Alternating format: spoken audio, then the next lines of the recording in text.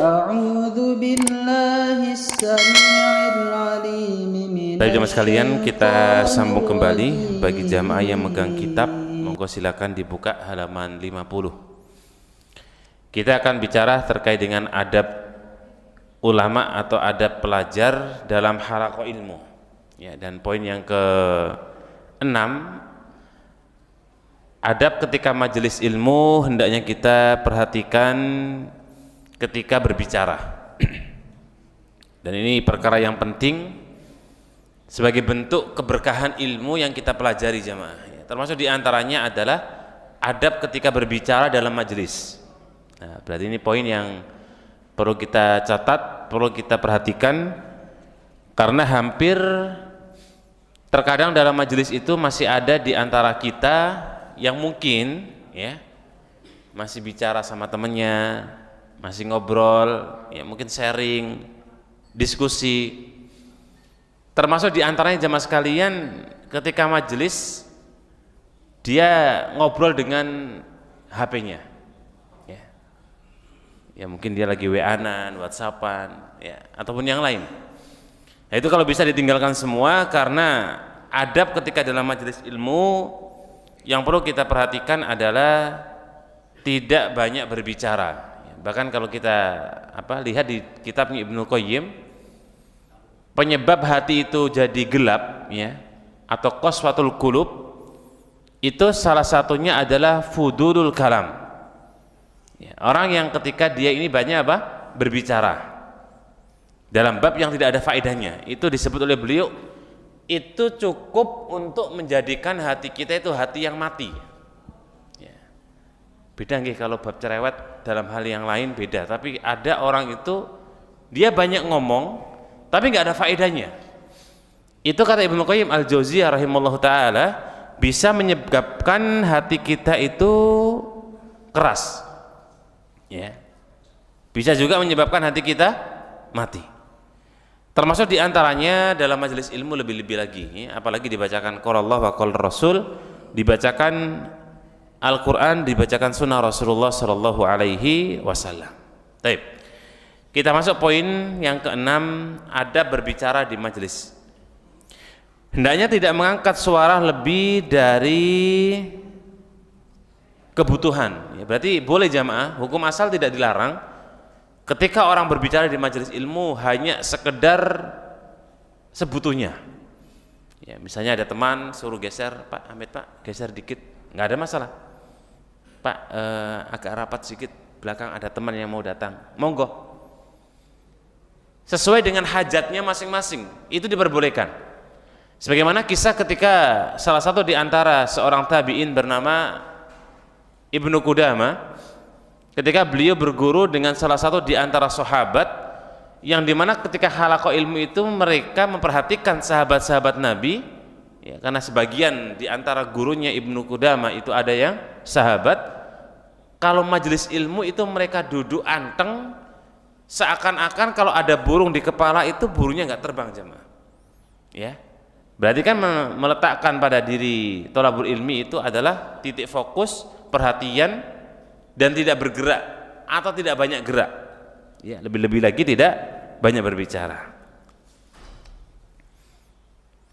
Dan tidak merendahkan sehingga tidak mewujudkan faedah yang sempurna. Ya. Karena faedah itu bisa kita dapat dengan simai. Ingat, saya sering sampaikan sumber ilmu yang paling besar itu berawal dari simai, mendengar jamaah. Ya, kalau orang itu kemudian dia berbicara, maka simainya terganggu. Ya, kecuali Bapak Ibu punya 4 komponen sekaligus yang bisa dilakukan dan bisa dipahami dan bisa mendatangkan ilmu. Contoh, panjenengan nulis, mendengar, melihat, memikirkan. 4 aktivitas sekaligus. Dan itu efektif semua, manfaat semua. Tapi jarang di antara kita yang punya 4 komponen itu bisa berjalan dengan efektif. Misal jenengan sambil dengar, dipikir, didengerin, ditulis, dipahami. Itu nggak semua orang, gitu. Kita sudah manteng, dengerin, fokus, itu kadang-kadang ada yang ketelisut, ada yang lupa. Ya. Dikisahkan oleh Al-Imam Al-Khatib Al-Baghdadi, seorang tabi'in jamaah. yang sering kalau para ulama menyebut al-khatib itu gelar ya, al-khatib itu gelar yang ini identik dengan namanya adalah al-khatib al-Baghdadi rahimahullah ta'ala.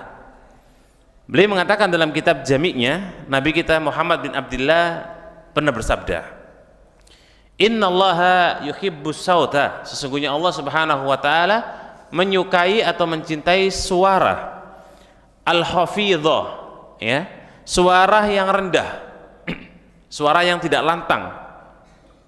Dan Allah subhanahu wa ta'ala yubghidu sauta ar-rafi'ah, dan Allah membenci suara yang lantang, suara yang tinggi, ya.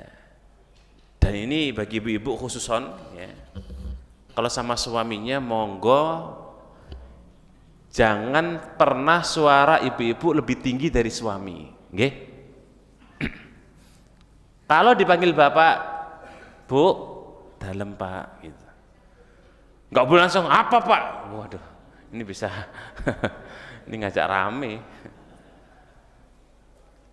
Bahkan suara istri itu nggak boleh melebihi suara suami. Suami lagi marah, jenengan nggak boleh balas marah ibu-ibu. Enak suami, betul. Suami itu pokoknya imam dah segalanya gitu. Suara istri kalau lebih tinggi daripada suami itu dalam bab usroh, sebagaimana disebutkan oleh Dr. Fuad rahimahullah ta'ala, suara seorang istri yang kalau dia lebih tinggi daripada suara suami, apalagi bentak suami, itulah keledai betina, na'udzubillah. Dan keledai itu kan untuk sebutan sesuatu yang jelek Bapak Ibu. Sering kita jumpai dalam semua hal, keledai itu identik dengan sesuatu yang buruk. Nabi katakan, kalau orang itu mendahului imam, maka kepalanya jadi kepala khimar, keledai. Orang yang kemudian kalau dia suara yang dia kemudian suaranya tinggi, Nabi ibaratkan dengan suara khimar juga, keledai. Ya, maka oleh karena itu seorang wanita hendaknya dia tidak boleh meninggikan suaranya di atas suara suami, ya. Suami juga begitu, bukan mentang-mentang kemudian seorang istri nggak boleh suaranya lebih tinggi, tiba-tiba seorang suami menggunakan dalil ini dalam semua hal, nggak bisa juga, ya. Yang jelas itu sebuah informasi dan anjuran bagi seorang ummahat, seorang ibu-ibu, seorang istri untuk mentaati suami dan tidak boleh meninggikan suaranya di atas suara suami. Nah, hadis yang mulia ini jamaah sekalian disebutkan oleh Al-Imam Al-Khatib Al-Baghdadi dalam Kitabul Jami' dari hadis Abdullah bin Umar secara marfu. Ya, ingat saya sering sampaikan juga, hadis itu beragam. Ada hadis yang sifatnya marfu. Marfu itu langsung sampai pada Nabi Shallallahu Alaihi Wasallam. Sehingga orang-orang yang suaranya itu lirih, pelan, rendah, itu lebih dicintai oleh Allah Subhanahu wa Ta'ala, ya, daripada orang yang suaranya keras. Nabi kita Muhammad bin Abdullah jamaah sekalian dikisahkan oleh Umar bin Khattab, ya, Umar itu kan suaranya lantang, ya. Abu Bakar lebih lirih, ya, lebih rendah. Kalau kita lihat Rasulullah itu menggabungkan seluruh karakter para sahabatnya jemaah. Ya. Kalau Abu Bakar dengan lemah lembutnya, Umar dengan ketegasannya, atau mungkin bisa dibilang dengan kerasnya, ya. Kita lihat kemudian ada Utsman bin Affan. Beliau memiliki karakter dengan sebutan kalau ingin lihat cahaya Allah, lihatlah Utsman bin Affan, adem. Kalau ingin seorang melihat panglima perang yang sangat luar biasa dan berwibawa, lihatlah Ali bin Abi Thalib. Nah, semua kumpulan sahabat yang ada 120.000 orang itu di Haji Wada itu melekat pada diri Rasulullah Shallallahu Alaihi Wasallam. Bayangkan jemaah, Nabi itu bisa tegas, Nabi bisa lemah lembut, Nabi bisa kemudian macam-macam, ya. Dan itulah kepribadian beliau Shallallahu Alaihi Wasallam. Abu Utsman Muhammad bin Asy-Syafi'i rahimahullah taala, beliau mengatakan, "Ma sami'tu abi yunadir ahadan qattun." Ya, kata putranya Al-Imam Syafi'i rahimahullah taala, Muhammad bin Syafi'i. Kata beliau mengatakan, ini sebuah ikrar, ya, sebuah persaksian dari putranya sendiri, bahwa aku tidak pernah mendengar ayahku, ya, Imam Syafi'i berarti jemaah, aku belum pernah mendengar bagaimana ayahku berdiskusi atau sharing dengan menggunakan di mana beliau meninggikan suaranya sekalipun. Ya, artinya beliau tidak pernah walaupun itu sharing, diskusi atau mungkin bahkan jidal, ya. Jidal itu debat. Tidak pernah Al-Imam Syafi'i, kata putranya Muhammad bin Syafi'i rahimahullah ta'ala, meninggikan suaranya atau lantang suaranya. Tapi nggak tahu nih, saya lantang nggak ya? Ini kalau lantang ya karena mic aja gitu, bukan karena saya. Karena mic-nya terlalu keras, kecil dikitnya. Jadi Al-Imam Syafi'i karakternya ketika beliau diskusi dengan orang-orang ahlul kalam dulu, di zamannya Al-Imam Malik itu masih ada tersisa orang-orang ahlul kalam, jemaah. Jadi Imam Malik itu hidup di zaman orang-orang banyak, ya sebutlah mungkin hari ini orang filsafat. Jadi yang disebut kalau dulu namanya orang-orang yang menggunakan akal, ya. Itu masih ada beberapa orang yang hidup di zamannya Al-Imam Syafi'i, karena Imam Syafi'i muridnya Imam Malik. Maka beliau sering jidal, ya. Jidal itu apa? Debat. Dan menariknya Imam Malik itu tidak pernah jamaah sekalian meladeni satu ahlul kalam pun, kecuali mereka membawa argumentasi Al-Quran baru beliau layani. Kalau enggak. Ya. Kita juga demikian jamaah. Kalau mau diskusi ilmiah, misalnya kita punya argumen surat apa gitu, kemudian fulan mendapatkan juga kayak semacam ada ta'arud, ya. Ta'arud itu kayak semacam ada pertentangan antara surat ini, ayat ini dengan ayat ini. Dalam Al-Quran tidak ada ta'arud jamaah, harus yakin ya. Dalam Al-Quran tidak ada yang namanya apa? Pertentangan.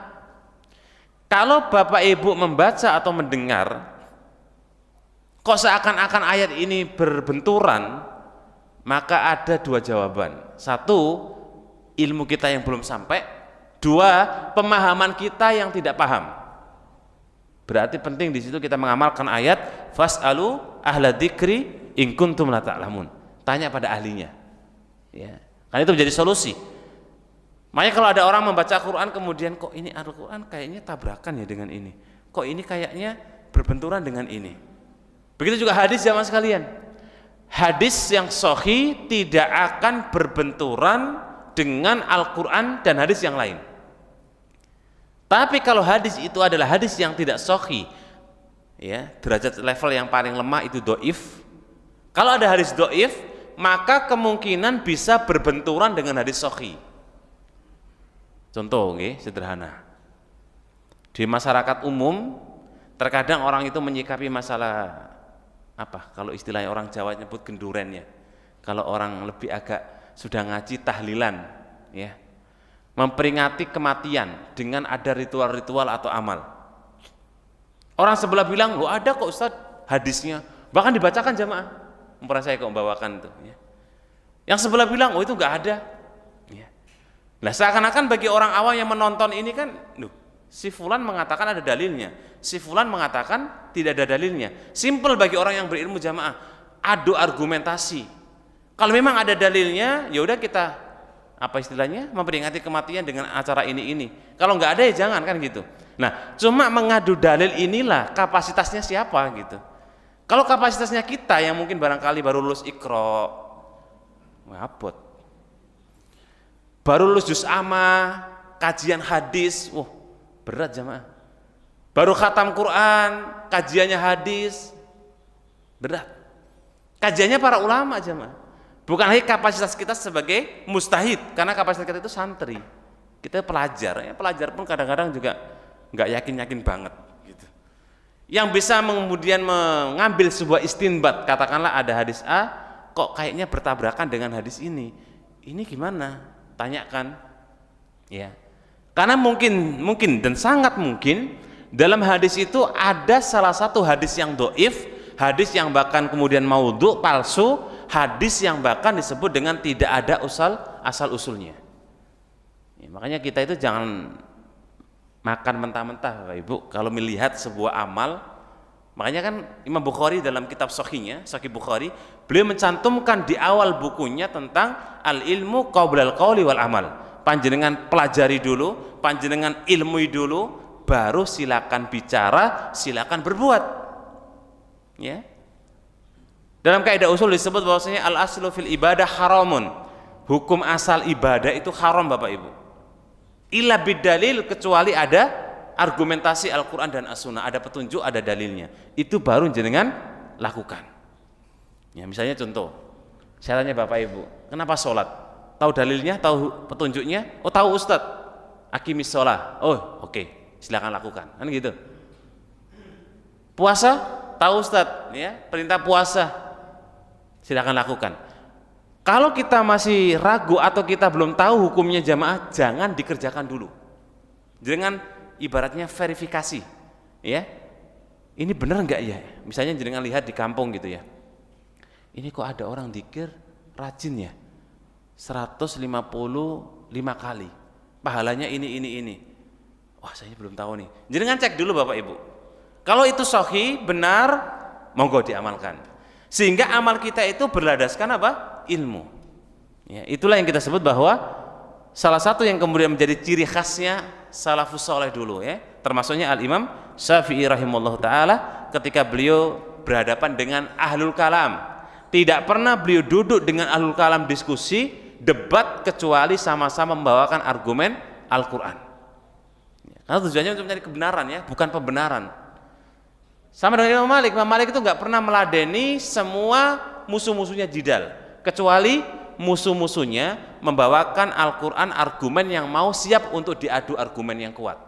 Istilah dalam para ulama disebut dengan istinbat pendalilan.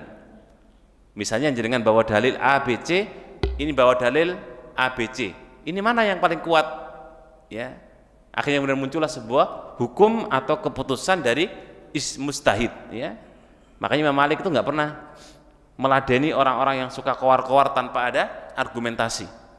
Begitu juga Al-Imam Syafi'i, ya. Karakternya beliau seperti dengan gurunya rahimahullah taala. Nah, kembali ke tema ya. Jadi dalam majelis ya, jangan pernah meninggikan suara kita ketika ada majelis ilmu ya. Karena suara yang tinggi itu diibaratkan dengan sautun hamir ya, suara keledai, dan itu naudzubillah min dzalik ya. Al-Imam Baihaqi rahimahullah taala beliau menambahkan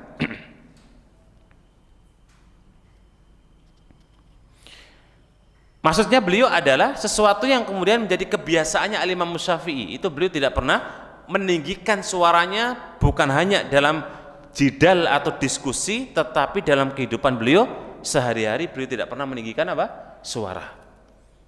Dan ini saya kira kalau kita terapkan dalam lingkup keluarga Bapak Ibu, kira-kira ada tengkar enggak ya antara suami istri kalau suaranya sama-sama lirih rendah gitu? Saya kira enggak ada. Atau Bapak Ibu kalau misalnya mau menerapkan sebuah prinsip atau kaidah, kalau orang Jawa kan identik dengan bahasa kromonya nggih, atau pakai bahasa apalah monggo. Coba kalau pasangan satu dengan yang lain pakai bahasa halus, kira-kira ada yang tengkar nggak Bapak Ibu? Ayo coba praktekkan. Kayaknya kok angel mau tengkar nggih. Coba ayo yang sudah praktek pakai bahasa kromo halus Jogja asli. Itu baru pakai bahasa yang istilahnya halus, otomatis kan agak lirih, agak pelan, nggak akan terjadi perang jamaah. Ya, makanya orang Surabaya itu banyak perangnya, karena suaranya 5 tak lebih tinggi daripada orang Jogja. Gitu. Suara itu berpengaruh untuk terjadinya perang jamaah. Dan orang itu kalau menyampaikan dengan konotasi yang tinggi, maka itu seakan-akan itu nada marah. Ya, dan biasanya memang benar. Orang yang nadanya tinggi itu seakan-akan dia apa? Lega marah. Padahal tidak demikian. Makanya kalau dengar orang Sumatera ngomong itu, waduh, ini bener nggak ya ini? Kok orang kok marah setiap hari? Ternyata itu kehidupannya seperti itu. Ya, lihat orang Jogja yang lagi marah, wah biasa aja Pak, gitu. Ya orang Jogja marahnya kayak apa sih? Ya kayak gitu. Ya, mentok-mentoknya kalau dia marah gitu, suaranya tinggi, ya nggak ada tinggi-tingginya. Baru setengahnya suaranya halusnya orang Sumatera. Itu marahnya orang Jogja. Ya, Masya Allah. Berarti kan yang namanya bi'ah, ya, bi'ah itu lingkungan, itu bisa merubah kebiasaan orang jemaah. Ya. Kalau ada orang lahir di Jogja, insya Allah, ya sampai usia SMP lah, kemanapun dia akan halus, insya Allah. Ya kecuali sudah lupa, tiba-tiba ke Sumatera ganti bahasa. Nah, yang lebih layak adalah hendaknya suara tidak melebihi majelis. Ya, jadi nggak boleh. Misalnya ustadznya sedang berbicara, kemudian ada suara yang tiba-tiba tinggi gitu, ya. dihindari jamaah ya. Salah satu di antara disebutkan oleh Ibnu Qayyim Al-Jauziyah ya dalam kitab yang saya bawa ini ya, Al-Wabilus Shayyib min Kalamit Thayyib, ucapan dalam majelis yang dia ditinggikan kalau sampai kemudian terdengar oleh gurunya, maka itu menjadi dosa. Bayangkan Al-Imam Syafi'i rahimahullah ta'ala saja, beliau tidak berani membuka bukunya di saat Imam Malik sedang ngaji, dikhawatirkan bunyi suara buku ini ganggu beliau. Gitu jemaah. Imam Syafi'i nggak berani buka. Kenapa? Dikhawatirkan suara ini mengganggu Al-Imam Malik. Terus gimana kalau kajian tiba-tiba ngorok? Wah ini kan ganggu masyarakat ya. Tapi nggak ada lah. Dalam majelis yang disebutkan oleh Ibnu Qayyim Al-Jauziyah dalam kitab Al-Wabilus Shayyib, orang yang kemudian suaranya itu kemudian lebih dari ustadznya, untungnya sudah ada mic sih. Kalau dulu belum ada, ya. Kalau dulu orang ngomong kayak gini, yang saya yakin belakang nggak dengar, ya kan? Makanya Nabi itu dulu pakai mimbarnya, beliau jamaah tingkatnya ondakannya 3. Kalau jamaahnya banyak, beliau paling tinggi. Ya, jadi suaranya biar apa? Terdengar sampai belakang. Karena dulu pertama Nabi itu ketika duduk dengan para sahabat sejajar kayak gini, lesehan gitu, maka yang belakang nggak dengar. Akhirnya kemudian ada mak-mak lewat, lihat Nabi kalau nyampaikan kok agak sulit, akhirnya dibikinkan mimbar kecil, ya 3 ondakan, tujuannya agar Nabi itu kemudian suaranya sampai belakang. Nah ini masya Allah ya, di Al-Furqan itu sudah ada mimbar ini, ya kan? Sudah ada mic, wah. Masih yang belakang nggak dengar. Oh, ini kan kadang-kadang kita untuk mendengar tuh jamaah sekalian, ya dibutuhkan ya kefokusan. Karena kadang-kadang yang kita dengar mungkin 40 menit, 50 menit, itu yang bisa masuk beneran berapa persen jamaah? Ayo, apalagi bapak-bapak ini kalau Jumatan khususnya, itu Jumatan kan setiap pekan ganti topik, ganti ustadz juga. Kira-kira bapak-bapak kalau Jumatan kondur purang itu apa yang disampaikan oleh khotibnya, ingat nggak? Ada yang ingat? Wah, buru-buru ustadz khotibnya wassalam, pulang saya juga wassalam ilmunya. Sama-sama lupa. Kalau bisa bapak ibu saya beri tips ya untuk belajar yang efektif. Dulu waktu saya masih di bangku sekolah, habis ngajar, habis belajar itu sering kadang-kadang kayak nulis gitu loh, bikin rangkumannya. Itu sampai kemudian buku itu nggak terasa banyak. Ya, karena kita kan seringnya dari dulu ya, kita itu sukanya ngaji kuping. Ya.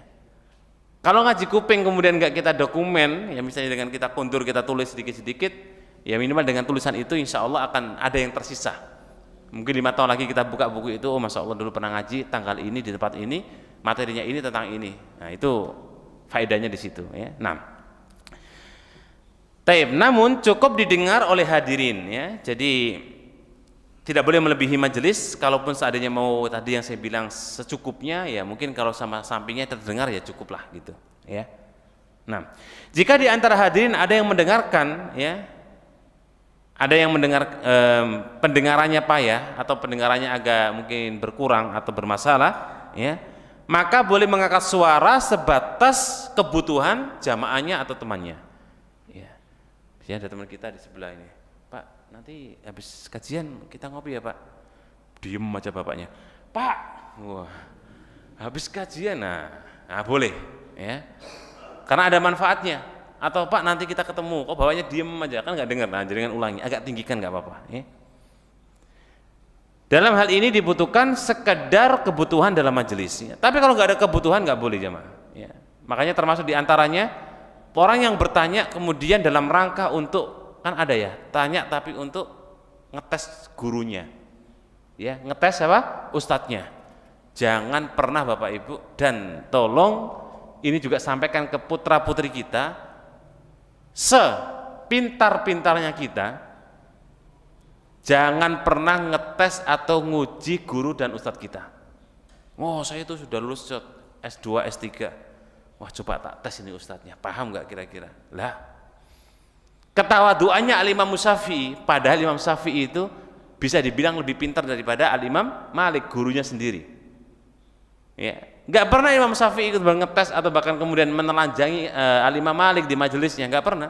Ya, pengakuan daripada Al-Imam Ahmad bin Hambal, karena juga Imam Ahmad ini adalah muridnya Imam Syafi'i. Imam Syafi'i pun mengatakan, antum a'lamu al-haditsa minni. Bayangkan guru itu jamaah. Guru mengatakan kepada muridnya, kata Imam Syafi'i, wahai Ahmad, sampeyan orang yang lebih tahu dariku tentang ilmu hadis. Tolong kabarkan kepadaku hadis dari Kufah dan dari Niger. Artinya Imam Syafi'i tahu kalau muridnya ini, Imam Ahmad bin Hambal, lebih jenius dalam hadis. Dan itu fakta memang. Tapi apakah Imam Ahmad itu pernah kemudian coba ngetes gurunya? Enggak. Ya, itu menunjukkan sebuah adab. Ya, siapa tahu dengan demikian Allah berkahi ilmu kita jamaah. Dan ingat, saya sering sampaikan juga bahwa keberkahan ilmu itu bukan hari ini, besok dan lusa. Tapi bisa jadi sampai panjenengan ketika sudah meninggal dunia, bahkan ketika sudah di hadapan Allah Subhanahu wa taala. Ya, dan keberkahan ilmu itu salah satu indikatornya Bapak Ibu dimudahkan untuk beramal soleh. Kalau ada orang sudah ngaji bertahun-tahun, sudah khatam kitab-kitab ini, ya, bahkan sudah khatam semua, tapi amal solehnya enggak ada peningkatan, itu indikator ilmu yang kurang barokah. Ilmu yang barokah itu adalah orang itu dipermudah untuk beramal soleh Bapak Ibu. Ya, makanya mintalah kepada Allah Subhanahu wa taala, semoga dengan ilmu yang kita miliki Allah mudahkan kita untuk beramal soleh. Tapi ketika selesai dari satu masalah atau pasal dalam bab masalah taklim, hendaknya diam sejenak untuk memberikan kesempatan, ya, berbicara kepada siapa yang ingin berbicara kepadanya. Yang istilah atau kita menukil di perkataan Ibnu Qayyim itu, ucapan itu harus saket per saket. Ya, saket apa ya? Potong per potong. Ya. Sehingga kalau ada orang ngomong atau berbicara itu kita bisa tahu. Oh, ya. Ya, kalau saya sendiri pribadi kayaknya kalau saya ngomong juga agak cepat sih. Ya, kalau bisa, ada loh orang itu kalau ngomongnya biasa cepat dibikin pendek malah lupa-lupa. Ya, itu ada. Seperti contoh misalnya saya ini ya, Ustadz Firanda. Itu beliau kalau ngomong kalau nggak cepat itu nggak afdol.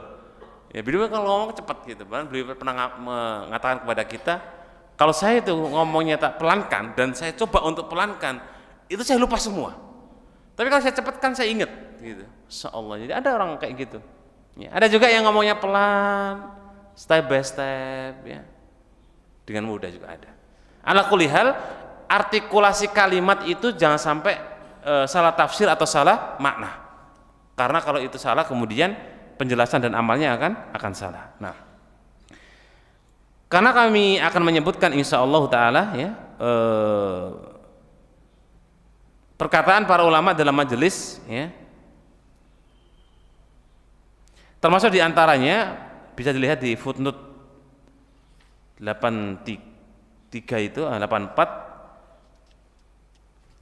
dikisahkan bahwa di situ adalah Isma'us Sumami shadaqatun, mendengarkan sesuatu kepada yang tuli itu adalah sedekah.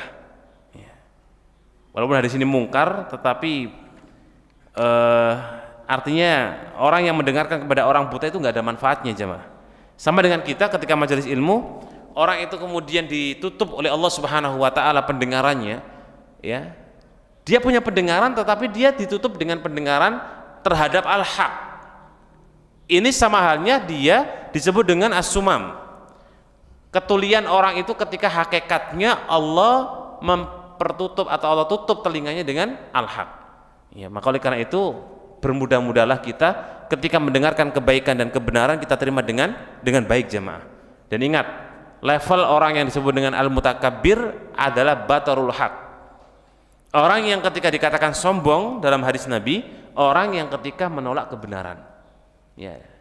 Maka kita harus membuka telinga kita, hati kita ketika disampaikan kebenaran siapapun yang menyampaikan jemaah. Tidak perlu lihat siapa yang menyampaikan, tapi apa yang disampaikan. Sehingga kalau kita lihat apa yang disampaikan, kalau itu benar kita terima.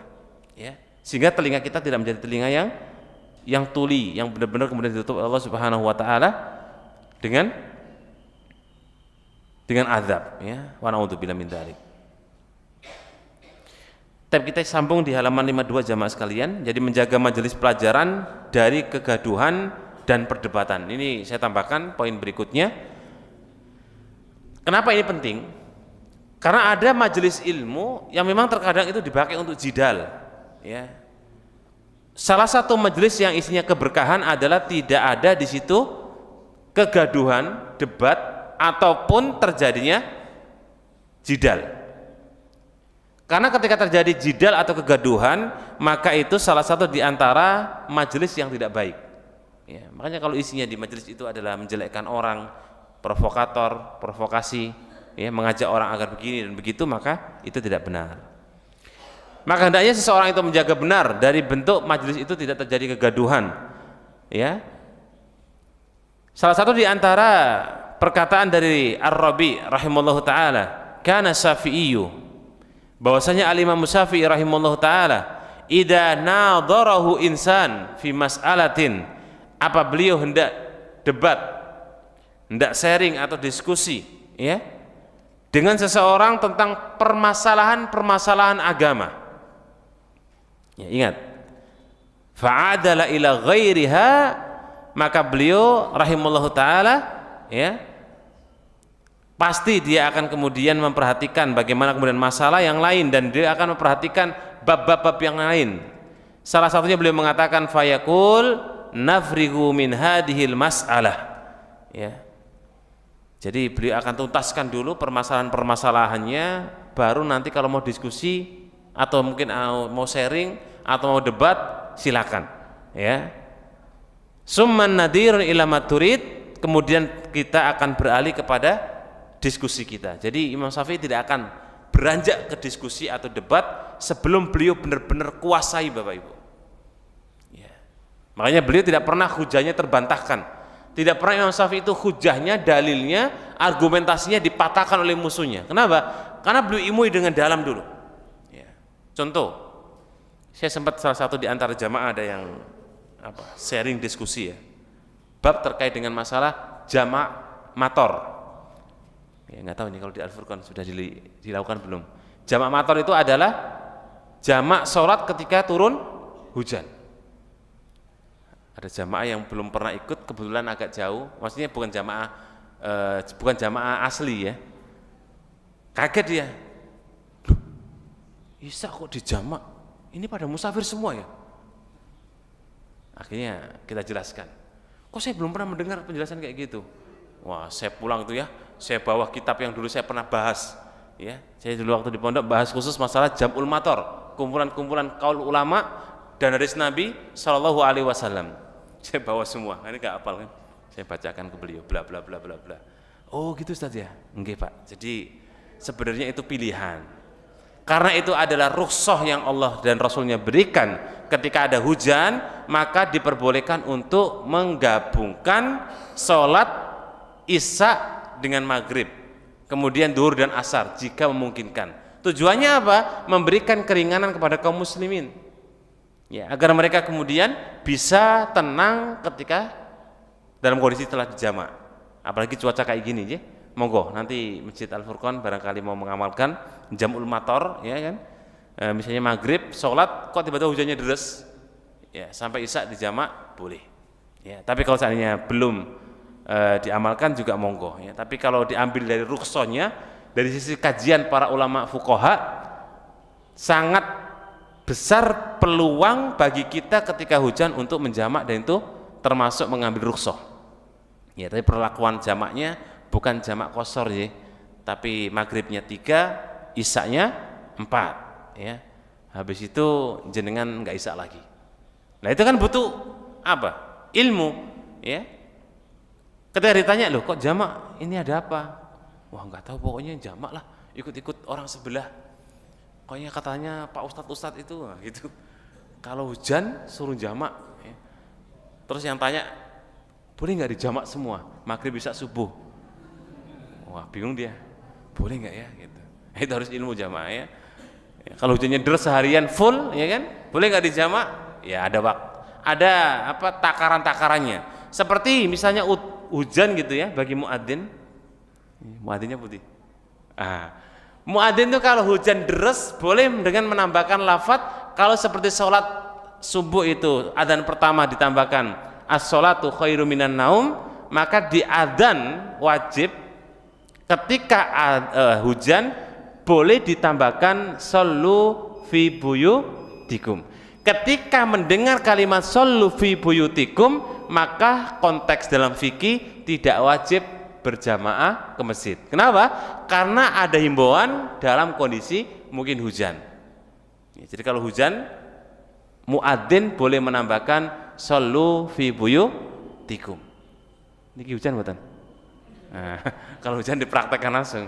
Sallu fi buyutikum. Dulu kalau anak-anak pondok itu senengnya, wih hujan nih, semoga Pak muadzinnya sallu fi buyutikum. Salatnya di asrama itu ya. Masyaallah ya. Assalamualaikum warahmatullahi wabarakatuh. Waalaikumsalam warahmatullahi wabarakatuh. Saya mohon dijelaskan kata Pak Ustadz, kalau di dalam masjid membawa Al-Quran tidak boleh mengeraskan suaranya, nyaring kalau ada orang sedang sholat.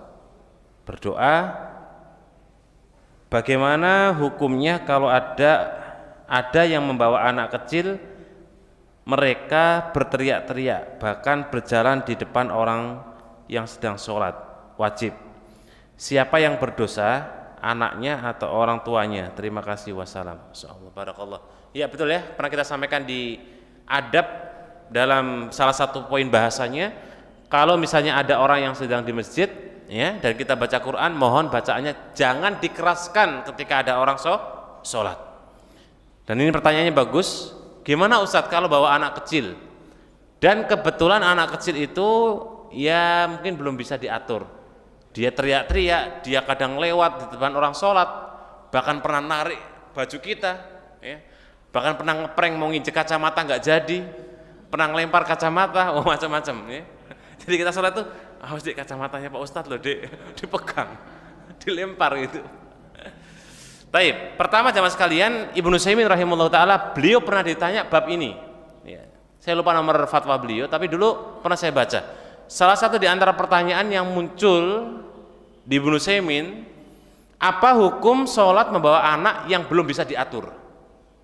Atau bahasa beliau, belum tamyiz, belum balik. Beliau menjawab, kalau anak itu memang belum bisa diatur, dan anak itu memang benar-benar dia mengganggu, kan beda ya Bapak Ibu, ada anak yang sama-sama usia, sama-sama belum tamyiz, tapi memang anak itu anteng gitu. Sebenarnya enggak, ini sama-sama seusia, satunya anteng aja gitu, satunya Masya Allah, kalau enggak usra, enggak rame, enggak afdol. Nah itu anak isinten gitu. Kata beliau, kalau anak itu dipastikan dia adalah mengganggu, maka beliau menyebut tidak boleh dibawa ke masjid Bapak Ibu ya. Tapi kalau kita cermati dalam fatwa beliau rahimahullah ta'ala, tidak bolehnya itu karena ada sebab. Satu, belum tamyiz, belum balik. Dua, dipastikan memang anak ini belum bisa diatur, diingatkan tapi dia masih, dek duduk ya dek, baru kita Allahu Akbar, anaknya langsung berdiri, langsung sok dilewati semua. Wah, semua ditamplein ya punggungnya, pok pok pok. Bapak-bapak langsung siapa ini? Kalau dipastikan seperti itu, jangan diajak ke masjid Bapak Ibu ya, jangan diajak ke masjid dulu. Kecuali mungkin tadi saya contohkan tipe yang pertama, anaknya pendiam, anteng, nah monggo ya. Karena mengganggu dalam bab seperti ini, itu sebenarnya adalah dosanya ke siapa Ustadz? Yang jelas bukan ke anak kecil, karena anak kecil yang belum tahu juga ada dosa. Jadi kalau anak kecil nginjek kacamata jenengan pot sampai rusak, itu nggak ada dosa. Saya pengalaman soalnya. Sholat jadi malah nggak tenang. Ini anak siapa gitu? Musafir lagi ya, anaknya lari-lari jebrak gitu. Wah, untung kacamatanya anti pecah ya. Jadi kalau yang dosa siapa Ustadz? Setelah dengar ini, kok panjenengan maksa bawa anaknya yang super tadi, Masya Allah, itu anak cerdas Bapak Ibu ya, sadarilah. Ya sedikit tahu psikologi katanya gitu, kalau anak yang kecil usia pendiam dengan anak yang aktif, katanya lebih pintar yang aktif, katanya gitu. Ya siapa tahu ini anak pintar gitu. Kalau anak pintar suruh di rumah dulu. Kadang-kadang nggak mau ya, saya mau ke masjid. Sudah kita suruh ke rumah, kita sampai di masjid sudah sholat, duh ini kan anakku gitu. Udah lari-lari lagi, Masya Allah. Diingatkan Bapak Ibu ya. Siapa yang berdosa? Yang berdosa kalau sudah tahu hal ini kok masih dipaksa, maka orang tua punya tanggung jawab untuk hal itu. Jadi apa yang terjadi dengan anaknya ya. Nah, Terus tambahan dari saya terkait dengan anak seperti yang mungkin disebutkan, ya bikin keramaian, ributan atau teriak ataupun yang lain, ya. Ini juga penting Bapak Ibu ya, mohon disikapi bagi Bapak Ibu yang jamaah, jangan galak-galak. Nggih. Walaupun tadi saya sebutkan adalah tipe jamaah yang Masya Allah sama anak anti sekali. Sana pergi, jangan. Jangan bisa ingatkan dengan baik-baik. Kalau anak itu sudah kena nasihat yang dengan gualaknya kita, itu anak-anak kadang teringat Bapak Ibu. Oh, nggak boleh ke masjid kata Pak Takmir. Dia yang kumpulkan komunitas teman-temannya, anak-anak bocilnya. Dia ceramah di depan teman-temannya. Dia teman-teman, tuh Pak Takmirnya gualak, nggak usah ke masjid. Itu terngiang sampai dewasa Bapak Ibu. Akhirnya yang ke masjid panjenengan terus sampai usia hari ini. Itu jangan-jangan anak-anak yang waktu itu jenengan bilangin, nah itu sedang di luar ya. Jangan. Maksud saya gini, sikapi dengan adil. Kalau ada anak yang seperti itu mungkin diingatkan, bapaknya, ibunya wajib mendampingi. Kalau mau ngajak benar-benar dikepit. Ya, kalau lepas ya diingatkan. Bapak ibu wajib mendampingi, jangan dilepas. Ya. Karena kalau dilepas, siapa yang tanggung jawab? Nggak ada. Akhirnya kadang-kadang orang karena ya biasa lah ya, mungkin terganggu atau apa, akhirnya muncul kalimat dan anak itu memorinya lebih lama hilangnya Bapak Ibu. Anak-anak itu memorinya, daya ingatnya melupakan sesuatu waktu kecil itu lama. Beda sama jenengan. Jenengan hari ini dikasih tahu hampir setengah menit, ya kan? Habis itu wassalam, itu wajar. Karena jenengan bukan anak kecil. Tapi kalau anak kecil jenengan bilang tes kena, ingat itu sampai dewasa Bapak Ibu. Ya, makanya saya mengajak pada kita kalau ada anak kecil yang masih rame ya diingatkan dengan baik, kasih motivasi permen nak, besok kalau sampean anteng bapak kasih permen 2, besok anteng lagi 3, besok lagi 6, besok lagi 1 plastik lagi, ayo. Anteng lagi tak berikan 10 box. Anak itu semangat Bapak Ibu, cuma permen loh, ya. Coba kalau dengan kasih hadiah roti gitu, ayo dek sekolah anteng ya ini roti 1, wah semangat itu anak-anak. Demikian barangkali semua ada manfaatnya.